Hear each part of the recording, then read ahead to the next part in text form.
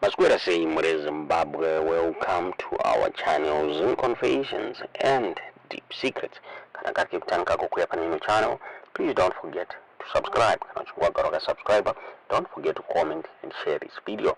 Nasmure Zimbabwe tapigirai nyaya ya Buddha from one of my Sanu PF supporters uyo apanduka wakutara wati aiwa vamunangagwa vaurayanyika Buddha achiexposa vamunangagwa pamwe chete navatagwirei achara iye achiti the very same people vakavhoterwa vava kuuraya nyika abuda achiexposa state capture yava kuitwa navatagwirei zvinzi vatagwirei vava kucapture ma areas yenyika akati wandei kuburikidza nerubatsiro rwavari kuwana kuna president Emmerson Mnangagwa. Abuda zvakare achiexposa the opposition members avo vakatengesa struggle vari kutengesa struggle vanosanganisira na Charlton Wende threatening kuexposa maaudios aWende achitambira achigashiswa mari achipiwa mari from the ruling party kuti vanhu vachitengesa the opposition party mune Zimbabwe. Singati kwesta nguva yenyu kuti mungonzwa zvakataurwa nemurume uyu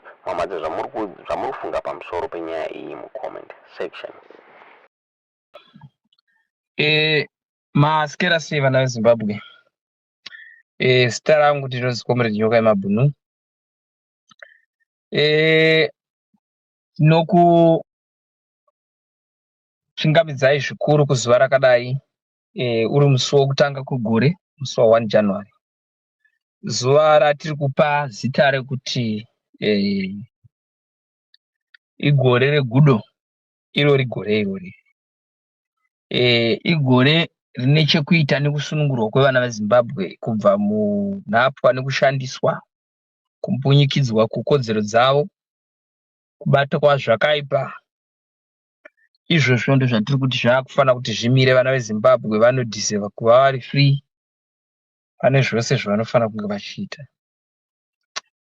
Takaona vatemba muliswa vachinyunyita zvikuru vachita tarwadziwa senyika kuti vatagwirei vari kuinterfere pane zvimwe zvinhu zvikuru panyaya dzine chekuita nenyaya dzemutambo kuzifa vachida kuti magwizi ndiye apinde ipapo. Vane tendere kuti vadaro nekuti iye kamagwizi ari kutumwa navatagwirei. Vatagwirei munhu ari kushandisa vanhu, ari kuda kubata ma-institution government. Hapana paari kuda kusiya. Pese pane chekuita nemari, ari kuda kuita make sure kuti ipapo apinda. Ari kuda kuita make sure kuti ipapo acontrol. That's the reason why akatora even CBZ. That's the reason why even ZB akatora. That's the reason why akatora Lafarge. That's the reason why I interfere even kana kuma mines. That's the reason why Shamba Gold Mine ya collapse. That's the reason why even Freda Bega Mine ya collapse. Kuda kwani, kuda kwa Tagwirei anotumwa nani, anoshanda nani, anoshanda na Mnangagwa. So ndo patira kuti muone kuti nyaya ile chekuita nekutambudza kwa Zimbabweans. Vanhu vari kutambudza maZimbabweans avambosvika 50 kana 80 avasvike. Vanhu vanongoverengeka vanenge vachingotyiwa kudaiso. Vana veZimbabwe vachingorarama mukutaura katekete kuti ndiari kudai, but avakwanise kuuya public vachidenounce war, vachidenounce looting of minerals, vachidenounce zvinhu zvakaipa zviri kuitika. Vana veZimbabwe avakwanise kuuya vachiita izvozvo. Chavanogona kuenda takatekete vachitaura mukuhwanda vachitaura. It's time for head on. Panyaya dzine chekuita nekulutwa kweZimbabwe, panyaya dzine chekuita nekulutwa kwamaminerals edu ari kulutwa, zviri kuzopa kuti vana veZimbabwe vasafe masafiro avari kuita. Vakuenda dzimwe nyika kuenda kunoraramira kune dzimwe nyika of us nenyaya yekuda kutsvaga magreen pastures. But iri nyika iri kunzi yakatorwirwa, kwakafa vanhu vakasara kunyadzonya, kwakafa vanhu vakasara, iri nyaya yekuti vararame. Fimu yekuti kwakafiwa yaiva nyaya yeindependence, yaiva nyaya yekuti kuve kune izwi rekuti vana veZimbabwe vararama here, mvura ibude patepu muzvipatara, vanhu varapwa mahara here, vanotyoro vadzidza mahara here.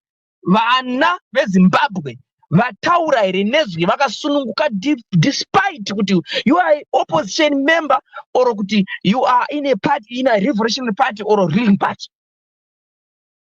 Saka now tikuti kudii, tikuti gore rino rire gudo rino rigore regudo kai, arisi gore remahumbwe.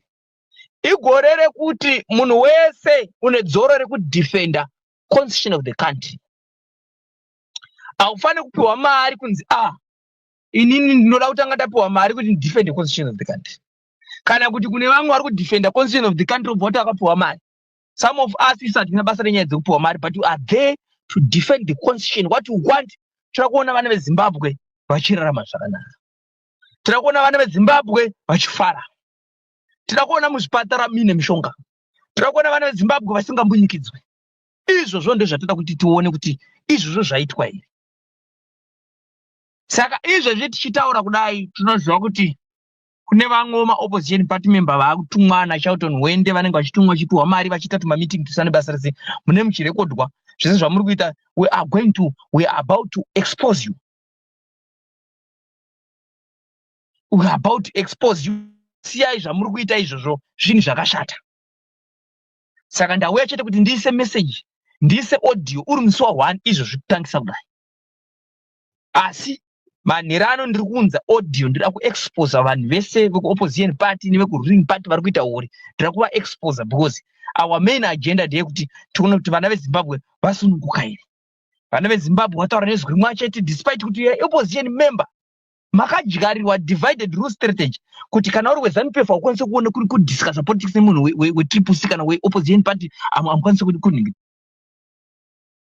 Charlton Hwende B1 utengesi hwauri kuita waexposwa and maaudio everything zvese zvawaironga uchida kufurira mamember of parliament e-Triple-C nechi kuti vapiwe mari tazvinzwa. Tine maaudio. We are going to expose you than never before. And opposition Zimbabwe to go forward. Member of parliament anomira nenyaya dzekumbunyikidzwa kwevana veZimbabwe ivavo don't ever vote them in the next time. Vanhu ivavo vanofanira kudzokera kusero. Vanhu ivavo vadiwe. Because nyaya ndeyekuti vana veZimbabwe vararama zvakanaka here. Kwete nyaya dzekuti vanhu vada kurarama personal interest. Ezvino vari kuzi ngaaende ku2030. Chivhaya akadeclare unyoro hunoyo akati izvada kutenga jet, izvozvo ada kutenga rimwe jet re30 million. Mari yacho iri kubva kupi? Iri kutorwa ma-institution government. Imari yenyu yeZimbabwe iri kutorwa kupi? Iri kutorwa ma-minerals, iri kutorwa gold, iri kutorwa everywhere. Saka enough is enough. Gore rino we are declaring Mnangagwa anofana kuenda. Anofana kuenda Mnangagwa before March. Saka wakada kumira munzira dzedu, we are moving train. Wakada kumira munzira dzedu dzoda kuti block out kufurira vanhu chipa member of parliament mari kuti vasupport 2030. Watch out. We are going to expose you than never before. I'm telling you this. Pasine vanhu vanotengesa because wakaona uri muparliament uchisupport 2030 uri mutengesa ari pachena. Vanhu vanga vagara vachita aiwa opposition party ndevatengesa, hakuna mutengesi ku-opposition party uko. Opposition party iri kutorwirawo kuti vana veZimbabwe vararama. Vatengesi mamember of parliament ari muparliament ari kusekenda 2030 nenyaya yekuti akapiwa motikari, vari kusekenda 2030 nenyaya yekuti vari kupiwa mari naMnangagwa. Wakatumwa nevanhu kaivo kuti unomirira vanhu. Wapinda muparliament wada kuseva ma-personal interest ako ekuti iwe nemhuri yako udye. Wakatumwa nevanhu kuti uende unoseva ma-interest ekuti vanhu vararame. Wakumira pamberi pevanhu mangwana kuti iwewe uri kuda kuseva ma-interest ma-personal interest kupiwa mari naMnangagwa. Wakufambira ma-member of parliament kuti uyai kuno zvino tinoda kukupaini. Ma-member of parliament ari kuvimbiswa kunzi apiwe mari. Chii ichocho chamuri kuita ichocho? Hatisi kuda zvinhu zvakadaro. Must come to an end and hatisi kuzvida izvozvo.